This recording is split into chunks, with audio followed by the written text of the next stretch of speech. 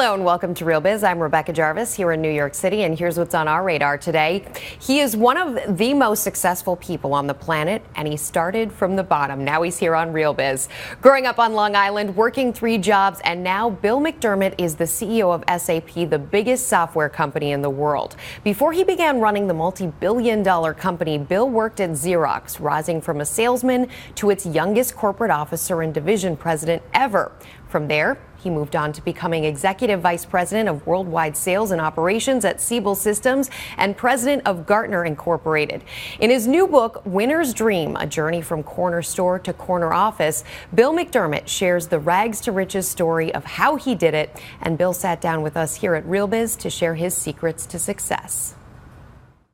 And I want to welcome to Real Biz Bill McDermott. He is author of Winner's Dream and the CEO of SAP. It's so nice to have you with us, Bill. Thank you, Rebecca. Great to be with you. So why this book? Why now?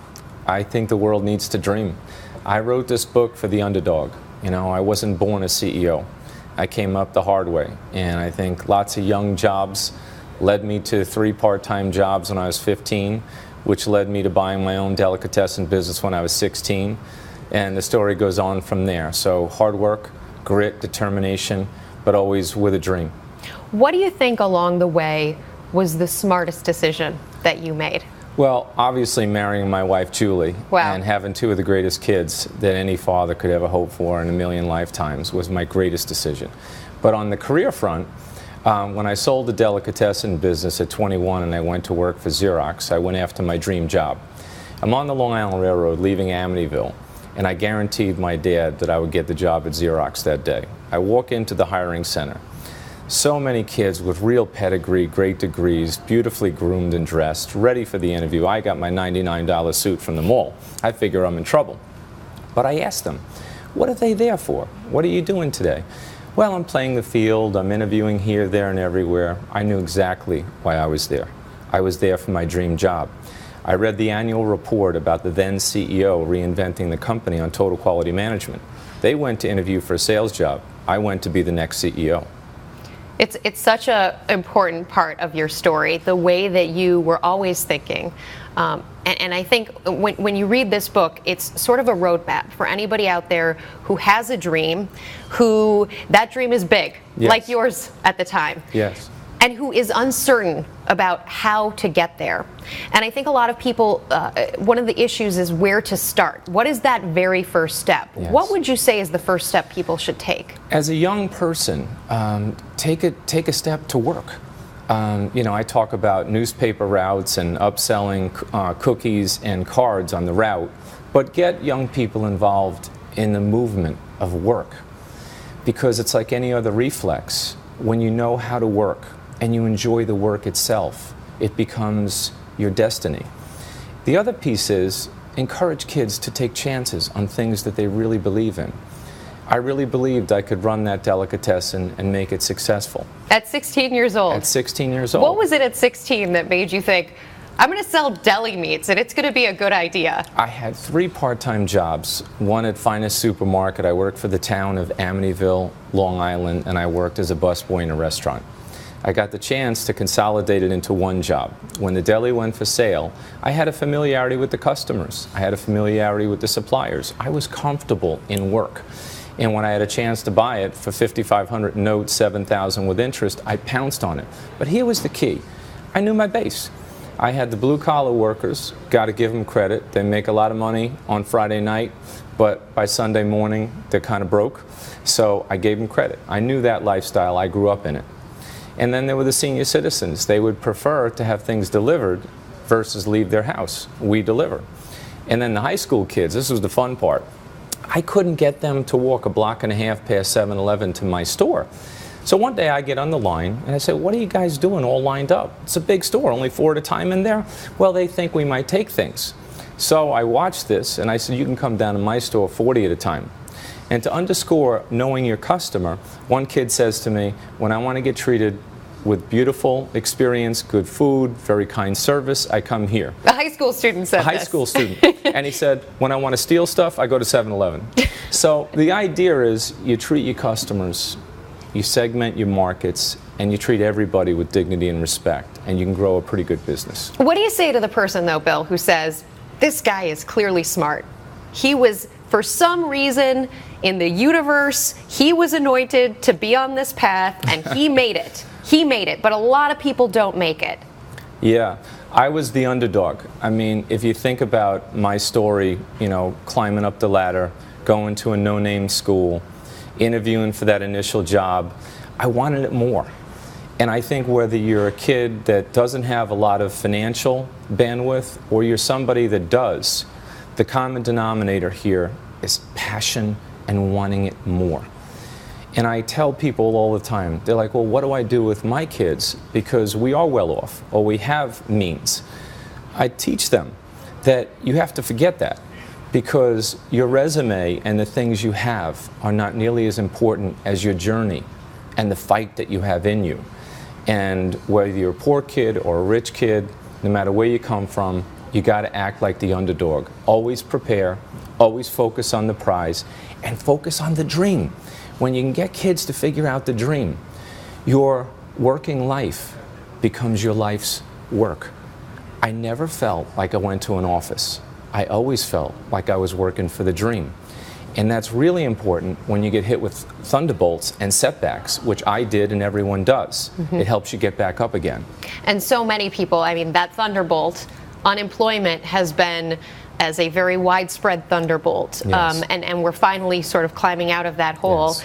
But for so many, I mean, there's still about 12 million people in this country who don't have a job, 7 million people who are part-time employed, not because they want to be part-time employed, but because it's the only work available to them.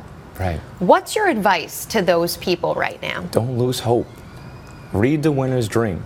In this book, there is a roadmap for getting involved in work and making the most out of the opportunities that are in front of you. It's absolutely fascinating. I mean, how do you go from working in the delicatessen to owning the delicatessen? You constantly have to be agile on your feet, looking for opportunity. Go in with passion and grit and determination to do great things. People will notice you. They will find you. If you give everything you got, you will be noticed. And hand up when there's something, looking for that thing. Absolutely. Matter of fact, I talk about one story in the book. I was passed over for a promotion. Many of the people watching this program know this feeling. It could break your heart. But instead of breaking my heart, I went up, got in my car, I met with the leaders of the company, and I asked them, why'd you pass me up for the promotion? The person that got the promotion did not perform at my level. I just want to register my ambition. I don't want you to change your decision, but explain to me why I didn't get the job. I registered the ambition. I put him on notice. The senior vice president of the company at that time said, Bill, 9 times out of 10, it'll go your way, and I'm sure of it. So therefore, I want to thank you for coming here, and I'll be watching over you now. So by registering that, they know you're a serious player, and you're not going to be taken for a patsy. That's a good thing. I like that. They know you're a serious player. You have just published on LinkedIn, your story is much more important than your resume. Yes. So for anybody out there who's looking at their resume saying, I don't know, it's not what I want it to be. Right. What do you say? Do something about it.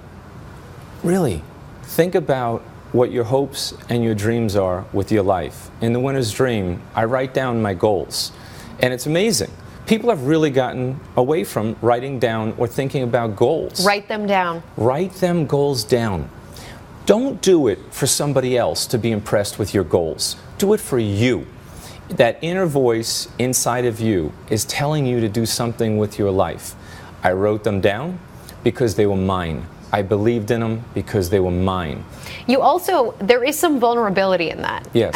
As an individual, even if you show them to nobody. Exactly. Because then you have set in stone a standard that you are hoping to live up to. Yes. An objective. Exactly right. And you know what? The beauty of life is when you really believe it and you really want it enough, you will achieve it. And that's the hardest part, to get people past that first hump where they think, can I do it? Is it in me? Of course it is. But you've got to have the courage to commit to it in the first place. And then once you do, then the grit, the determination, and the passion to pull it off. I had a simple dream, which was to be a leader of consequence and run a company someday. That was simple. The hard part is the day-to-day execution. But because the simple dream was so embedded in my DNA and my heart and my soul, I never felt like I was giving up too much. Actually, each passing day got me one step closer to the dream. And to anybody who says there's one path, they look out, they see superstars, they see CEOs, they see sports stars, and think they followed the one path. They figured it out. They cracked that nut. What do you say? I say there's so many paths that a person can take. And my own life, for example, as I talk about moving in the corporate value chain or towards your goal, I talk about accepting opportunity. There's a certain reputation you get when you're the person that accepts opportunity. You accept challenges. And there's another reputation when you're the person that waits for the perfect set of circumstances because you like things just a certain way. So this world isn't about what you take from it. The true measure of a person is what you give to it. So my encouragement is always go for opportunity. Don't be afraid to take chances. Be courageous and go for the journey that's less traveled by. I left New York. I loved New York. I went to Puerto Rico. We had the worst performing operation in the United States, the Commonwealth of the United States. It was ranked 64 out of 64.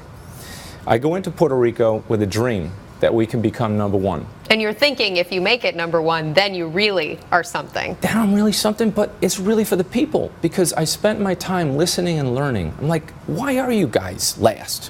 What's going on here? And they explained to me, they just want a clear plan. They want to be inspired when they come to work. Work shouldn't be a prison cell. And they want their holiday party back. So I basically made a commitment, day one, with Gilbertito Santa Rosa, who was the #1 salsa singer and act in Puerto Rico at that time, that you will play at the El San Juan Hotel for the Puerto Rico district, and we will be #1 in the country. Well, we were like Seabiscuit, turning the corner as we went into the final quarter of the year, and we became #1 in the country. Why? Because enough people cared. And Not salsa. Not salsa. Well, what was amazing, Rebecca, is we're all dancing into the parking lot at 3 o'clock in the morning. I asked Gilbertito, I said, Gilbertito, I'll write you a personal check. Can you please play some more? He said, no más, senor. This is it. That was we tired done. him out. If you could go back and change one thing, what would it be? You know, I actually wouldn't change a thing, and I'll tell you why.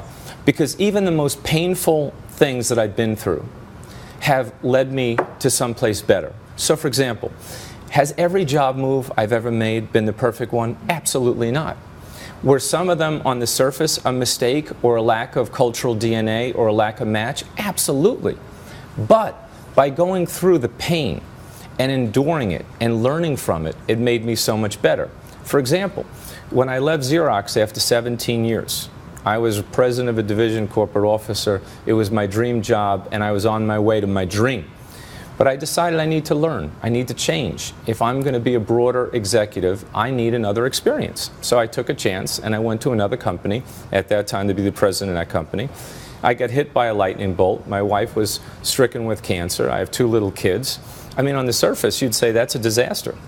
But I became so much more because I knew after that, my wife's health got restored. I took the body blow. I learned from it. I grew from it, and I became so much more of an executive, so much more of a husband, father, and a man. So I think all of these setbacks, these painful things, we have to learn from them and let them give us the strength they were intended to give us in the first place. I want to do a little game of getting to know your CEO. Yeah. We also like to call it the Real Biz Rapid Fire. Of course. What time do you wake up? 5. How much do you sleep a night? 4 or 5 hours tops. What's on your nightside table right now? Right now, winner's dream. Okay, so if it wasn't Winter's Dream, what would be on your nightside table? I like to have something worth reading. Sometimes it could be somebody else's book. What's in the zeitgeist, basically? Yeah, exactly. So whatever is happening at the moment that might be of interest to me, it could be something in technology, it could be something in sports, something to cool me out at the end of a long day. Best piece of advice you ever got? Be you. My mother told me the best part of you is be you, and always be authentic in your own skin, and don't worry about what other people think about you.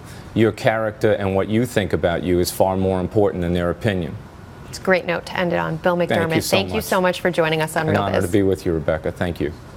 And thank you so much for joining us for Real Biz. We want to hear from you. Like us, tweet us at Rebecca Jarvis, and comment right below. From ABC News World Headquarters in New York City, I'm Rebecca Jarvis. Have a great day.